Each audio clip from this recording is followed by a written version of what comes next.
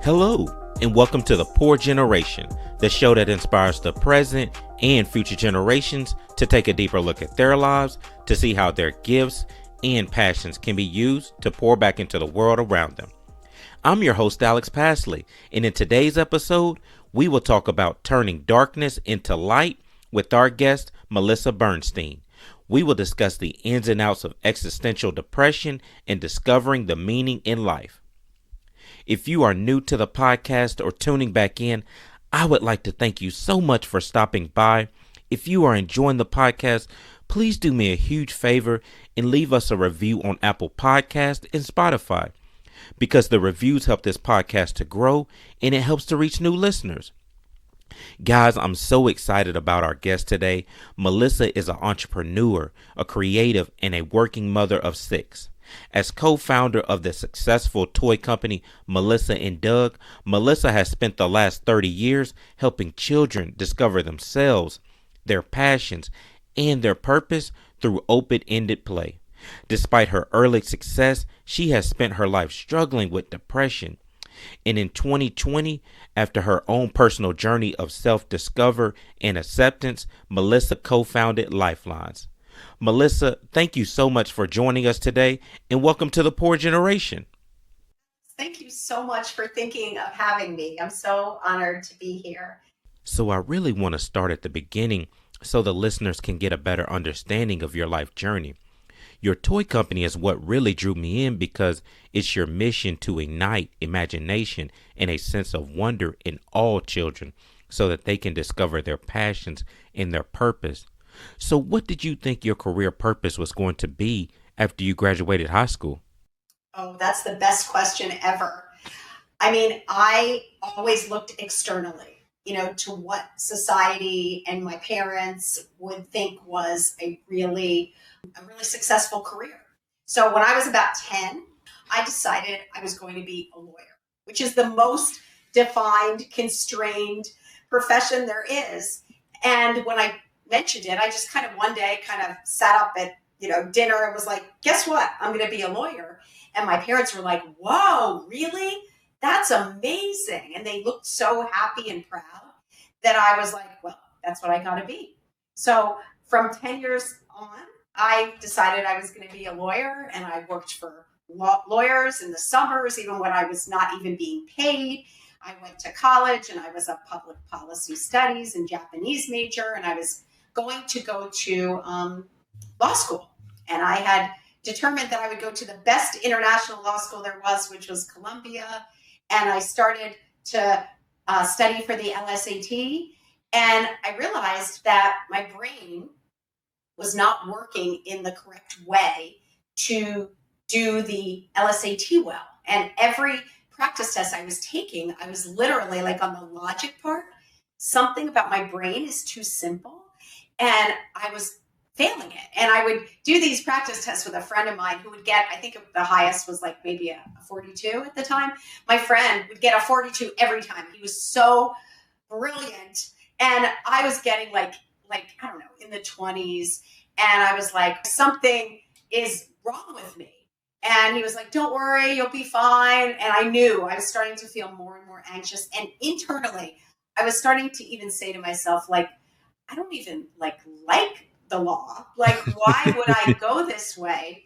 But basically, I went into that LSAT and I had a massive panic attack when I looked down at it because I knew that I was not going to perform well.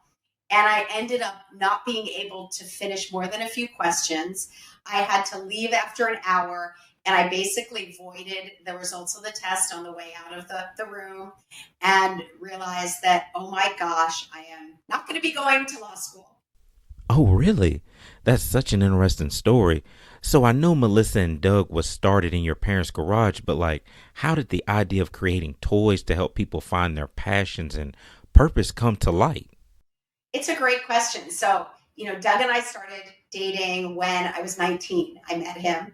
And actually, we both started traditional careers. After law, sort of failed, I became, right out of college, an investment banker, which was the other most prestigious job at the time. And he was in advertising. And we were, commuting to New York City, and we were like, making a lot of money, and everything theoretically should have been perfect. But we were both growing increasingly miserable.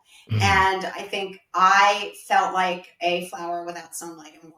I literally felt like I was dying because I was working with numbers, and like numbers don't speak to me, words speak to me, products speak to me, but numbers, they just sit there on the paper. And I couldn't understand why other people could make this magic with numbers and I couldn't.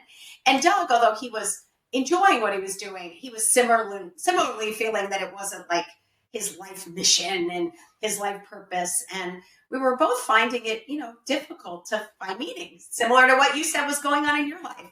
So we both decided it had gotten so difficult for me to even get out of bed each day. I did not want to go to work. And Doug was like, we've got to do something. So we decided to go away for a weekend to a bed and breakfast, and that we would not leave until we figured out what we were going to do with the rest of our lives. And we very quickly honed in on children. We were being very broad. It wasn't like we, from the beginning said it has to be something dealing with children, but we knew all our parents were involved in education in some way. We love children. I mean, we have 6 of our own right now. Hmm. And we knew that if we could somehow impact a child, there could be no greater gift. Yeah. So we very quickly said, okay, it's going to be children, but what is it going to be? But one of them was physical products that were sort of open-ended and had the capacity to unleash a child's imagination. And we ended up, just for no real reason, just honing in on that. And we left the bed and breakfast saying, okay, we are still just dating, but we are going to actually pool our meager life savings together and start a company, which was crazy at the time because in the Yeah. 1980s, nobody left investment banking and advertising at the best firms to like start a toy company. I mean, a Yeah. toy company? Like my parents literally thought I had lost my mind. As I can imagine.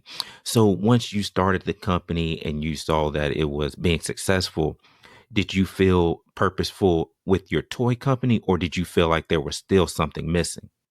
It's a great question. I mean, it's not as simple as it just was successful because, I mean, it took us a long time to become quote unquote successful. And even then, I mean, having a business and having it grow and all the challenges of it is a lot harder than it looks on the outside. So I think, we were never really at the point for a long, long time when we were like, wow, we made it. So I think every time we thought maybe we're at a coasting place, nope, there was just another challenge. And that's the point. You sort of, just like personally, we helix upward, right? We Yeah. get enlightened and we evolve. Same thing with companies, right? You surmount one challenge, but then you're at a different size. So you're going to surmount the new challenge and you're going to have something new that hits you. So I think, for me personally, because I had never connected to my essence. My essence is truly creating something from nothing and touching people with it, Hmm. using my creativity to serve humanity. And I had never done that. So I had never found meaning in my life. Really, truly, everything I had done up to then became just about the grade and external validation and was meaningless.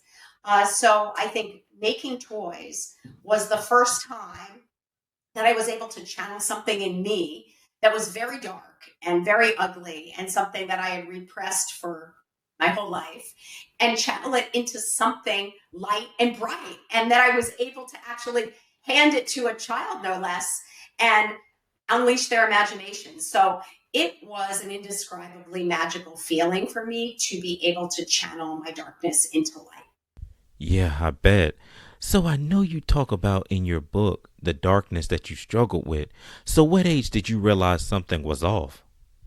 I mean, honestly, I think from my very first breath, because my mother said, I cried uncontrollably 24/7 for the first year of my life. And I think it was, I was struck from my earliest recollection. So from age 2, I was literally asking the question, like, why am I here?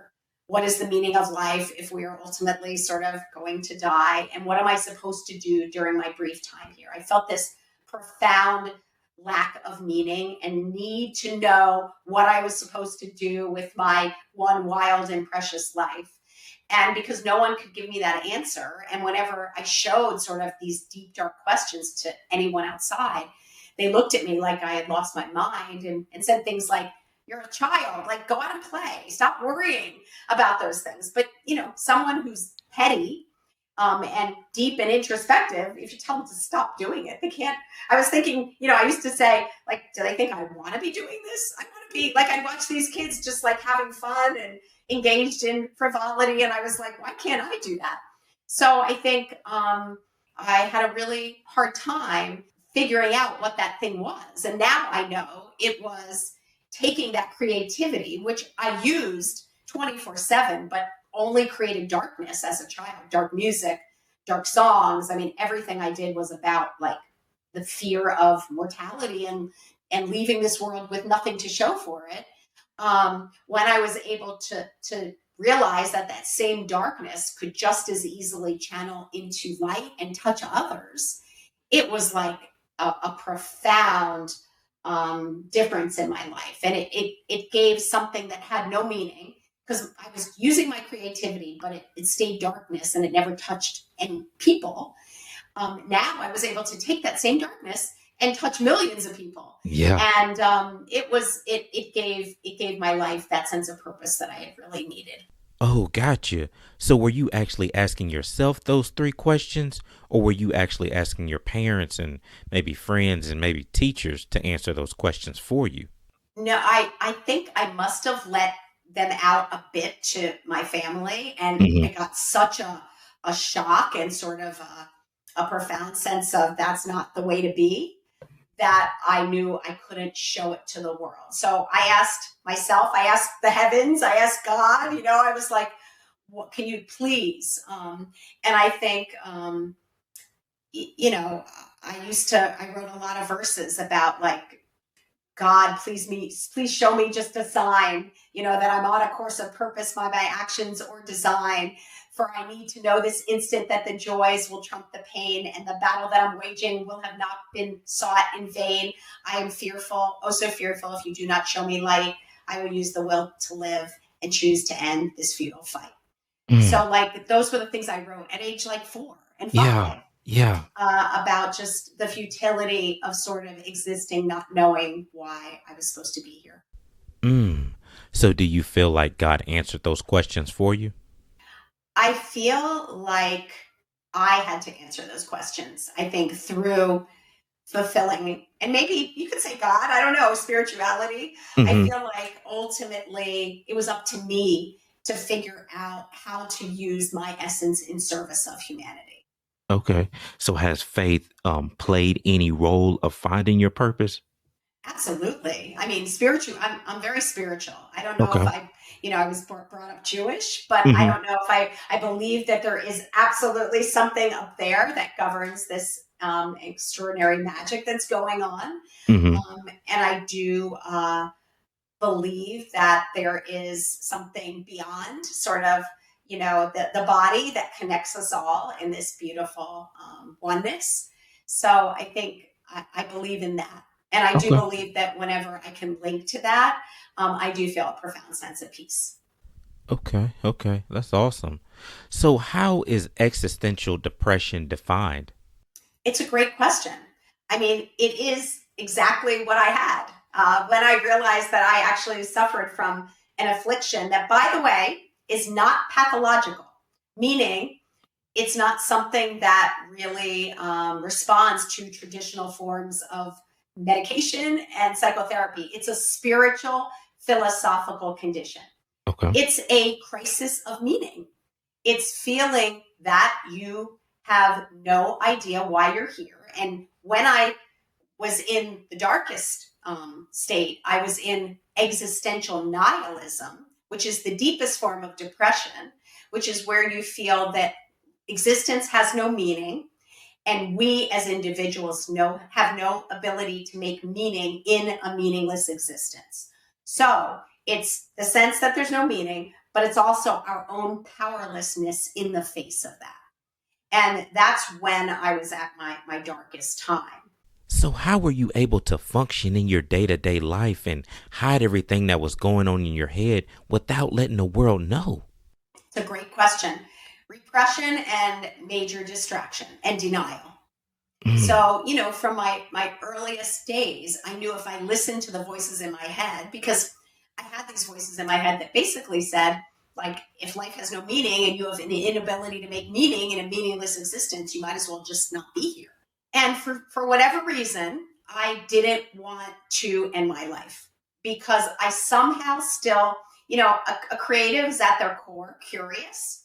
And I knew that if I ended my life, I would never get the answer to that question, right? What is the meaning yeah, of life? yeah. And what am I meant to do while I'm here?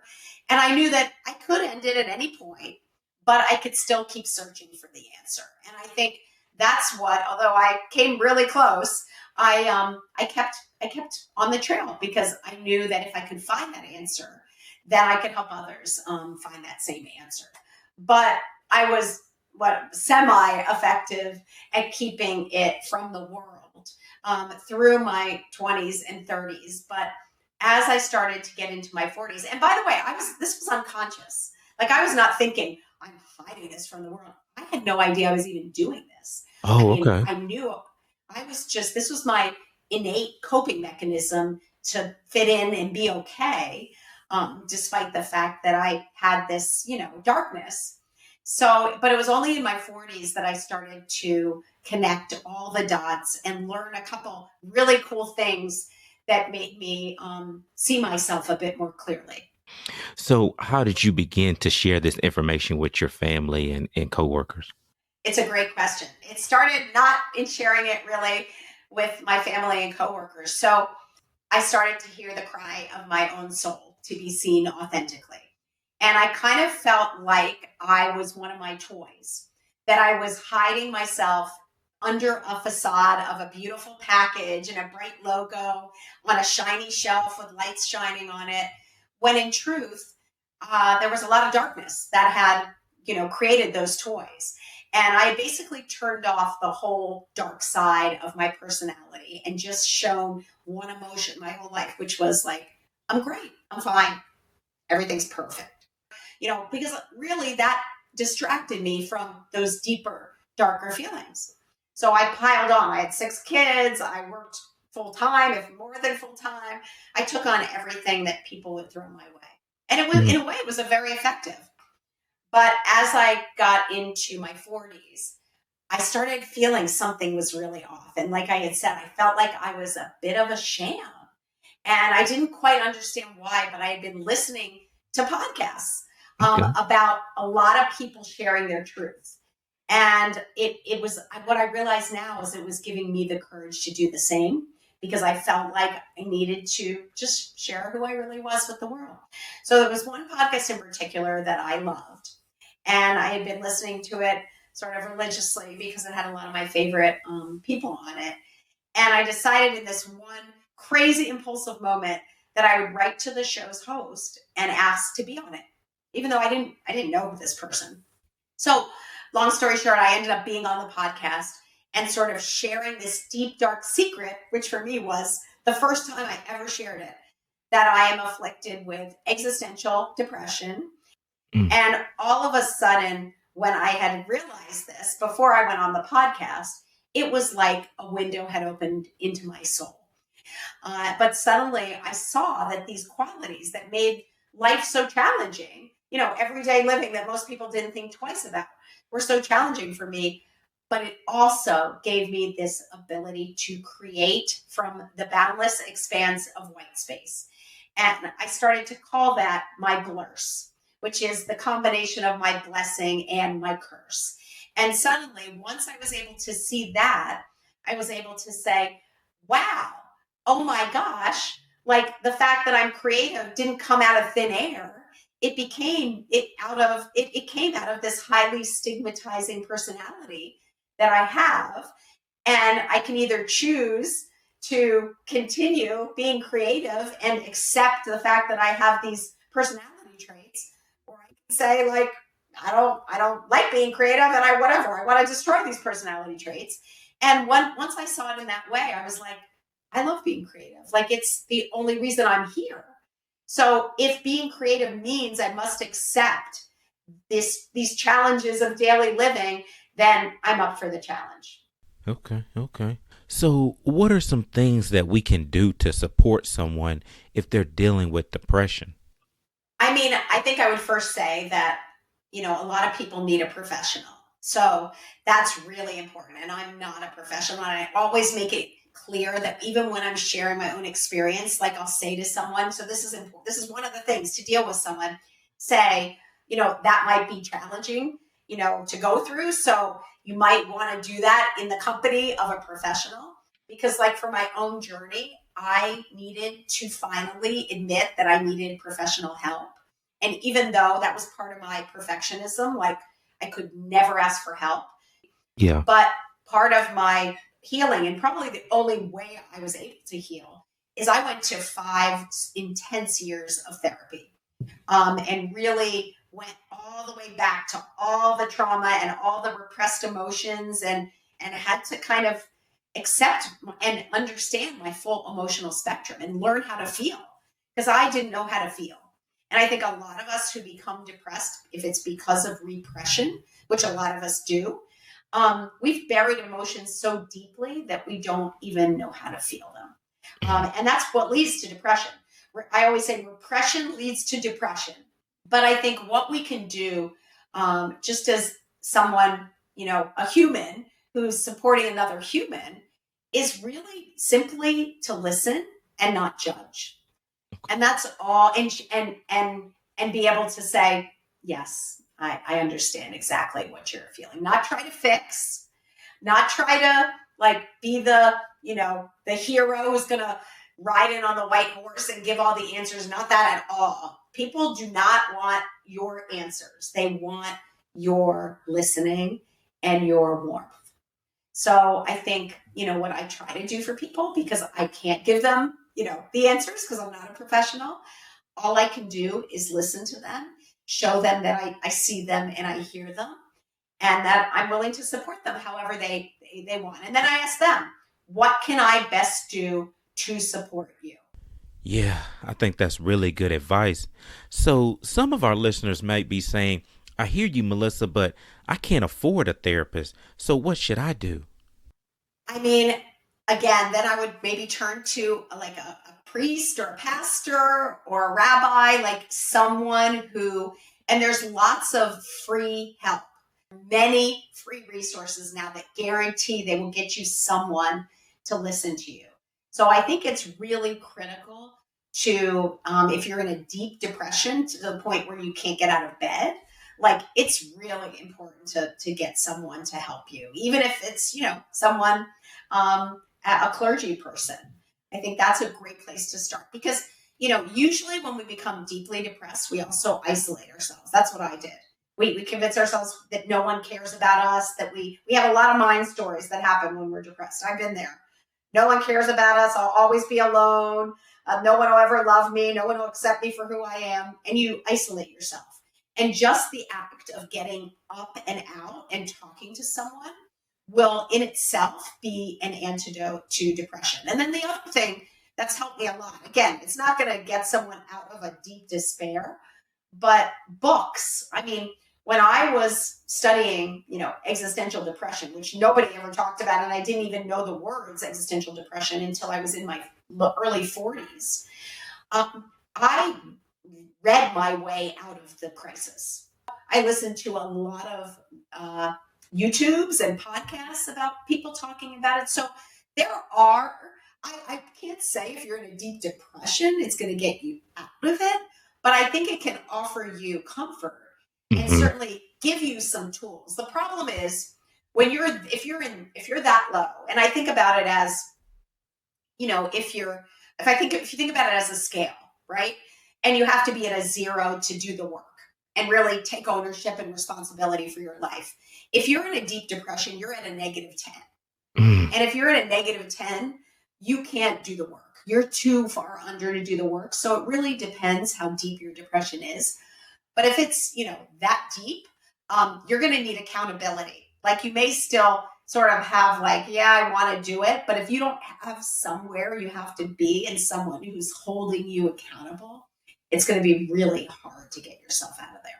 Oh, wow. I think that is very helpful information. So, how can someone start to turn their darkness into light? It's a great question. It's one very simply said thing, very hard to do. It's to make the choice that they want to make meaning in their life and take responsibility for doing so.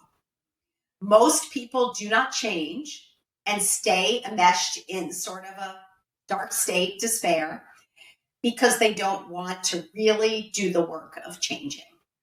And if we take responsibility for changing and then fail, it's all on us.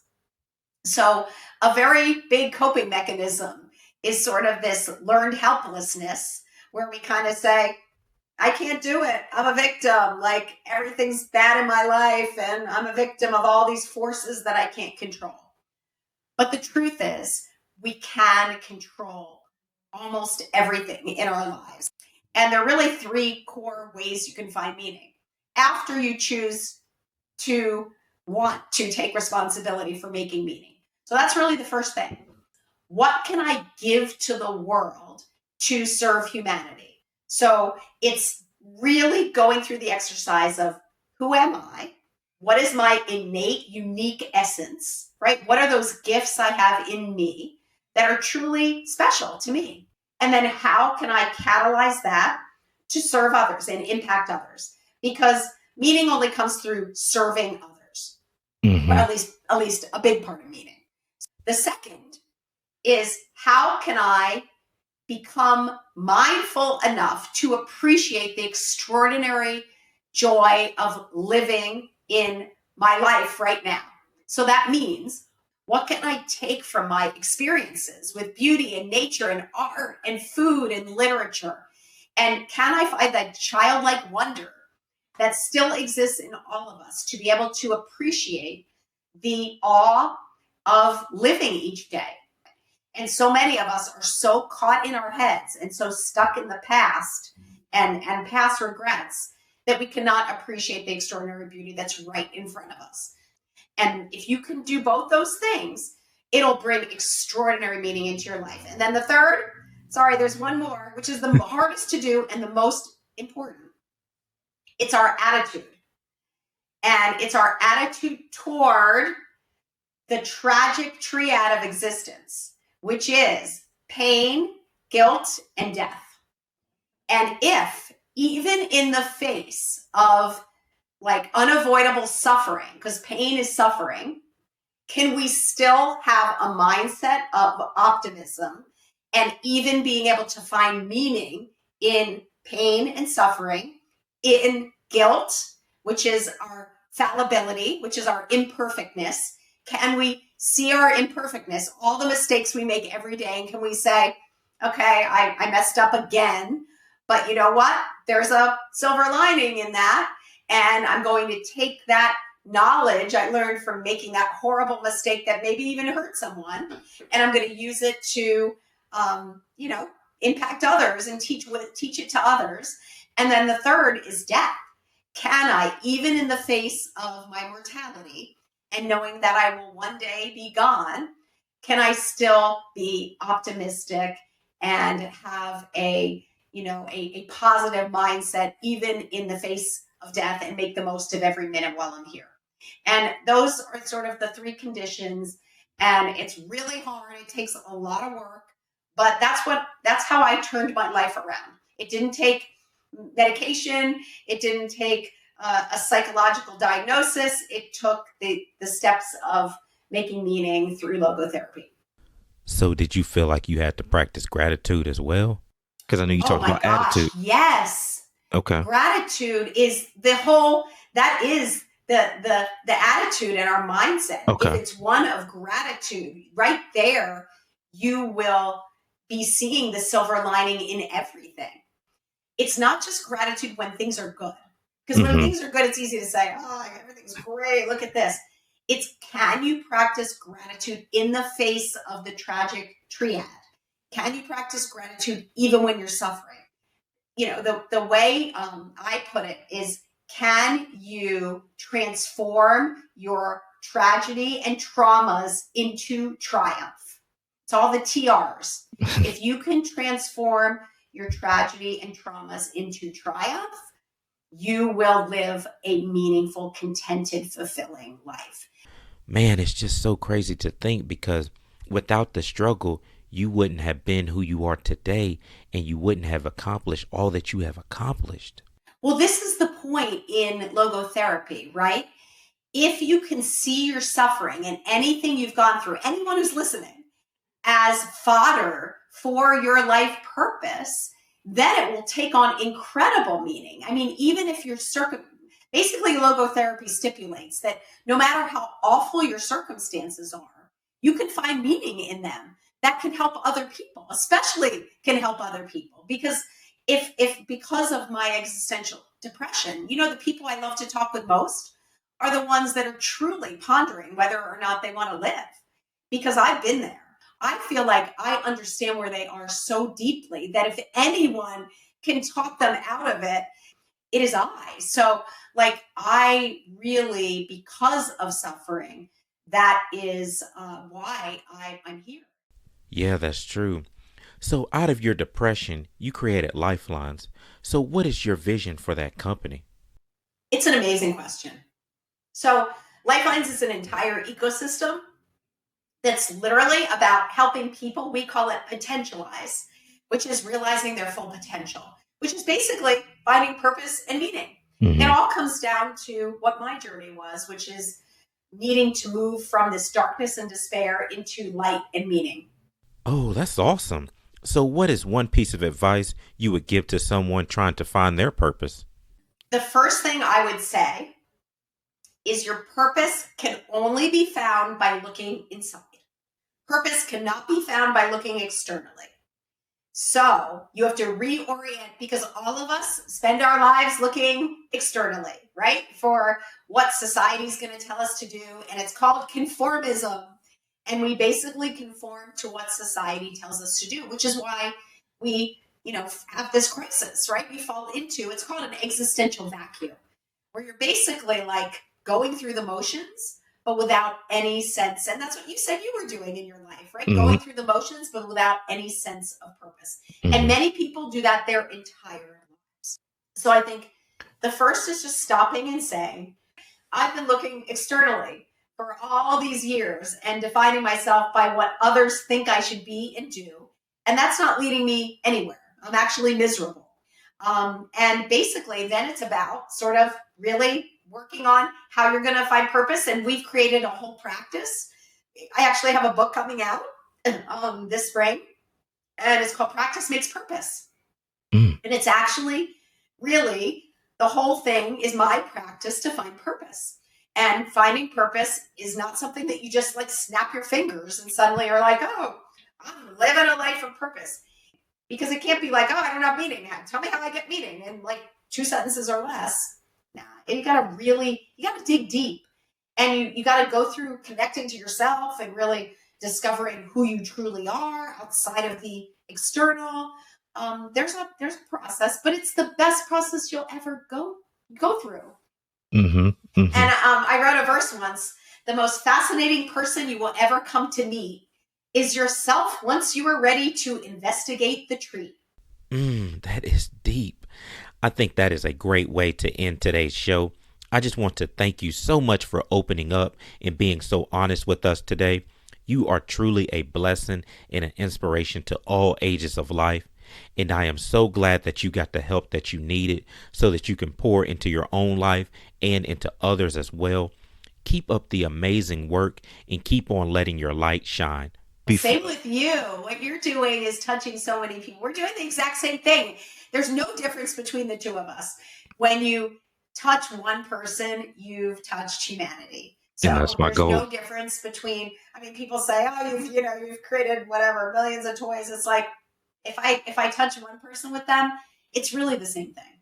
Yeah, that's so true.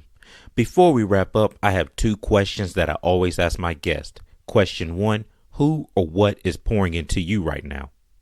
is pouring into me. Mm-hmm. Wow.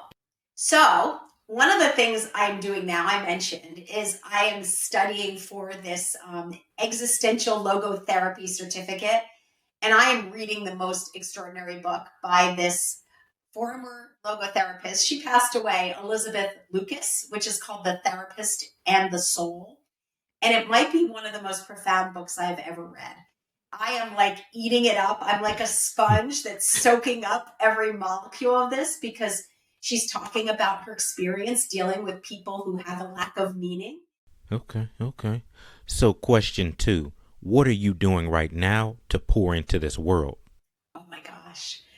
I'm trying to take my essence and touch anyone I humanly can with it. And that's as simple as smiling to everyone I see on the street and looking them in the eye and saying hello, to talking to any individual who contacts me who's in an existentially depressed state, to talking to individuals who are starting a new business and might be, entrepreneurs and have a question about being entrepreneurs, to touching our team at Lifelines, who's now creating these extraordinary tools for well-being, to trying to be a good mother to my kids. And I'm just trying to touch everybody that I come into contact with each and every day. Well, you are definitely doing that. Thank you again for sitting down with us today on The Poor Generation. Same with you, Alex. We're on this path together, so I really appreciate all you're doing as well. Thanks so much for having me. Of course. Listeners, I have 2 key takeaways I want to leave you with today. The first key takeaway is, if you are struggling to find purpose and don't know where to start, ask yourself, what can I give to the world to serve humanity?